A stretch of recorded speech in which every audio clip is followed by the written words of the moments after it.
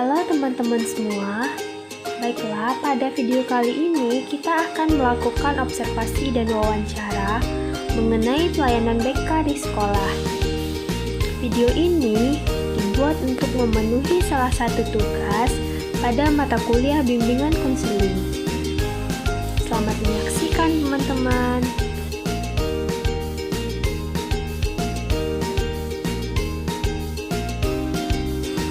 Observasi ini dilakukan di salah satu sekolah di Kota Padang, yakni SMA Negeri 8 Padang.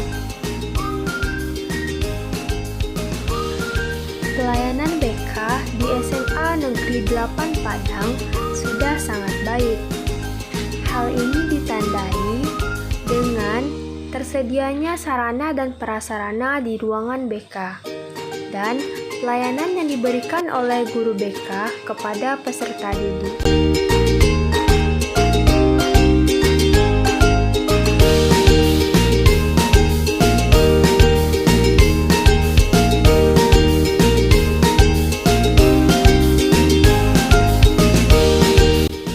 Posisi ruangan BK di sekolah ini cukup jauh dari posisi ruangan lainnya, seperti ruangan majelis guru, ruangan kepala sekolah, ruangan wakil, dan ruangan tata usaha. Hal ini tentunya untuk memberikan keamanan dan kenyamanan kepada peserta didik untuk melakukan bimbingan. Untuk mengetahui pelayanan BK di sekolah ini, lebih lanjutnya, mari saksikan wawancara saya bersama salah satu guru BK dari SMA Negeri 8 Padang, yaitu Ibu Rahma Deli Fitri SPD. Pagi Bu, perkenalkan, saya Sri Ramadhani dari jurusan Pendidikan Sosiologi Universitas Padang. Tujuan kita ke sini untuk melakukan sedikit observasi mengenai pelayanan BK di sekolah ini Bu. Boleh minta waktunya sedikit Bu?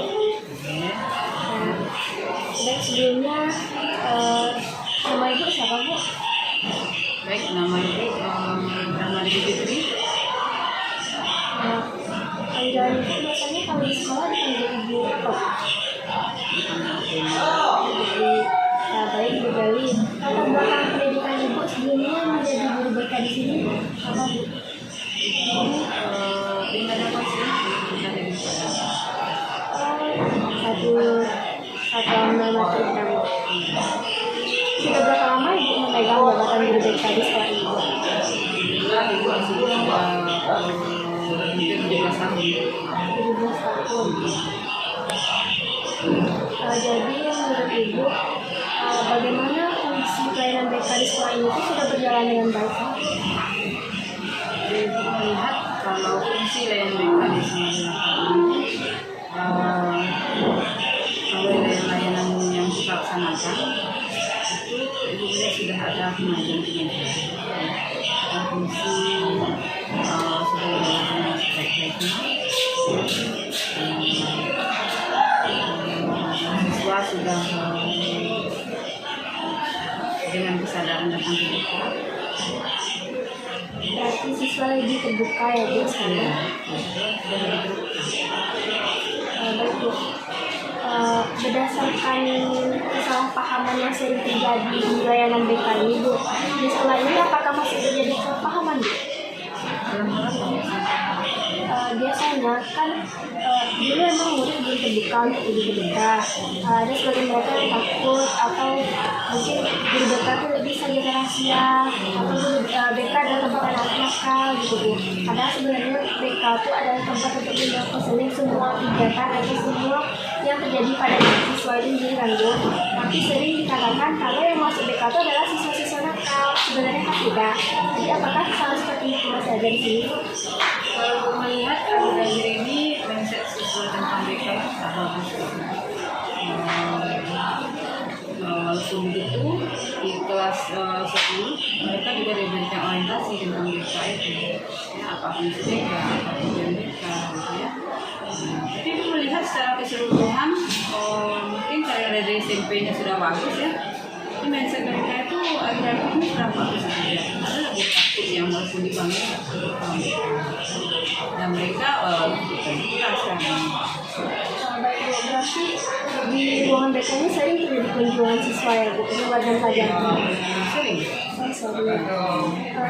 Berarti Ibu menerima jam kunjungan siswa di luar jam pelajaran kalau itu untuk bimbingan konseling. Tergantung kebutuhan siswa. Ada yang bisa, kemudian ada surat dari BK, kalau dia bisa untuk dapat dari BK, nanti diberikan surat dari guru yang mengajar di kelas. Tidak ada jam-jam khusus gitu.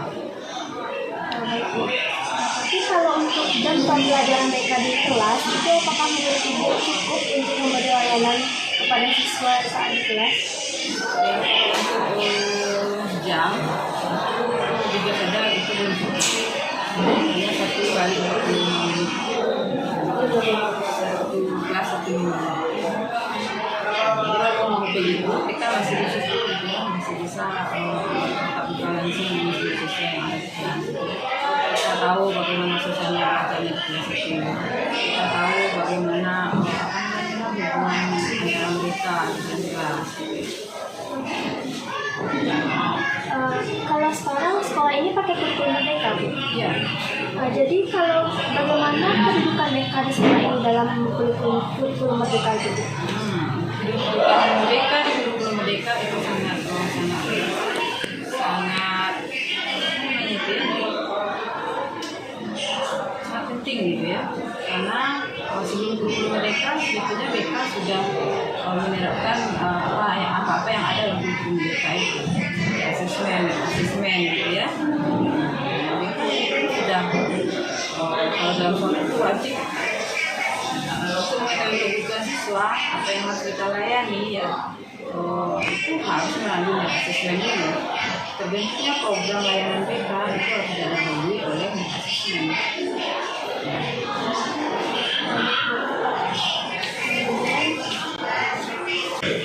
Dalam azas-azas BK nih Bu, kan terdapat azas kesukarelawan dan keterbukaan. Jadi apakah peserta didik di sekolah ini mengunjungi BK hanya untuk menyampaikan permasalahannya, atau ada yang memang meminta solusi tentang pembelajarannya gitu Bu? Yang ingin mendapat nasihat, bukan ingin menyampaikan permasalahan.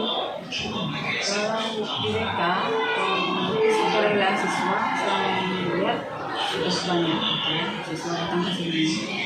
Nah, tujuan mereka ke sini kan mendapatkan arahan. Nah, cuma dalam BK kan kita membelajarkan siswa itu untuk mandiri menyelesaikan masalahnya sendiri. Trik atau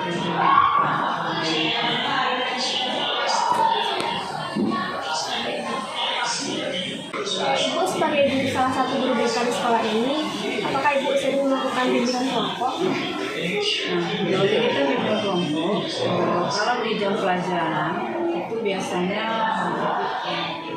berkolaborasi dengan kelompok BK yang lain. Kemudian kalau kita memungkinkan itu dilakukan di pelajaran. Karena untuk layanan kelompok itu merasa untuk itu waktunya.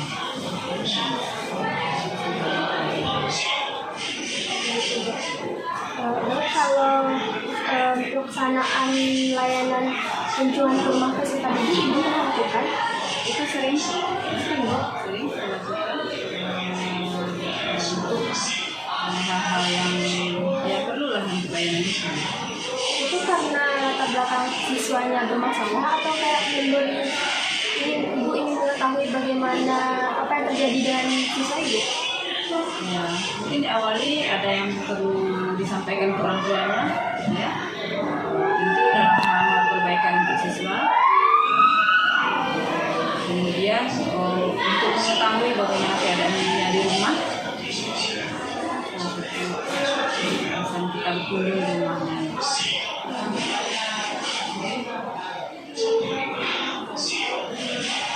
Kemudian di sekolah ini apakah memiliki pelayanan BK yang sudah komprehensif?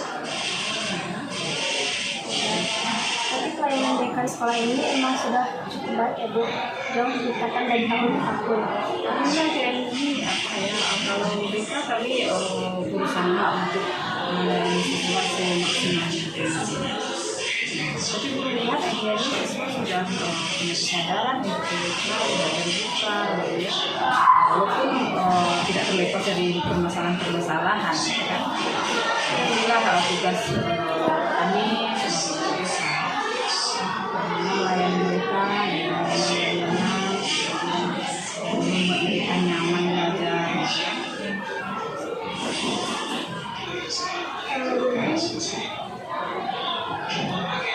Kalau ibu bilang tadi pernah melakukan kunjungan di rumah, lalu ada yang kalau ada peserta didik mendesak kalau dikasih surat dari BK terus nanti dibimbing di BK gitu kan Bu, sesuai dengan keadaannya gimana. Jadi hubungan kerja antara ibu dengan wali kelasnya atau guru mata pelajaran atau kelas sekolah itu bagaimana Bu terhadap pelayanan BK untuk siswa? Nah, ada melayani siswa apalagi di SMA 8 ini kurikulum merdeka. Kami kan sekarang saja kurikulum merdeka saja ya. Kita BK itu sangat-sangat berperan sekali berkolaborasi dengan wali kelas, gitu ya, dengan wakil, dengan unsur pimpinan, gitu ya. Nah, sehingga dalam hal itu kita bisa bersama-sama melayani siswa dalam hal-hal kasus yang biasa. Itu semuanya sudah bisa melaksanakan peran dan tanggung jawabnya Bu. Ya, kita dalam tugasnya sudah ada istilahnya peran masing-masing, ya. Nah, sudah ada jenjang-jenjangnya, sudah ada alur layanannya seperti itu. Dari guru mata pelajaran, dari wali kelas, BK, wakil, kita juga sekolah. Jadi mau ada urutan pelaksanaannya Bu. Iya, itu alur bimbingan namanya. Alur bimbingan Bu. Nah, jadi kalau di sekolah ini kan muridnya banyak Ibu. Apakah sudah sesuai jumlah kapasitas murid dengan guru BK dan sekolah ini? Kalau sekarang berlebih dari kalau ditugaskan itu bisa guru BK 1 mahasiswa sekarang Satu guru Bu.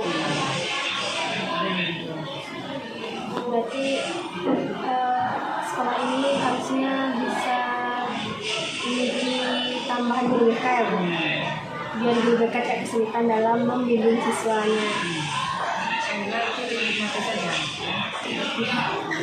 Jalani tugas kelas, semuanya bisa. Ya baik Bu, mungkin sekian pertanyaan yang dapat kita sampaikan. Terima kasih atas waktunya Bu. Berikut adalah gambaran ruang BK di SMA Negeri 8 Padang. Di ruangan ini terdapat ruang tamu atau ruang kunjungan, ruangan konseling, dan ruangan guru-guru BK.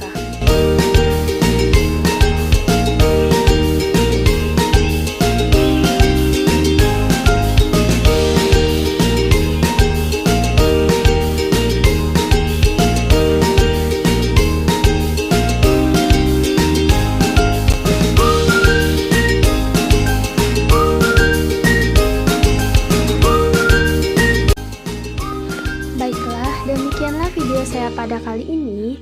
See you next video guys. Thanks for watching.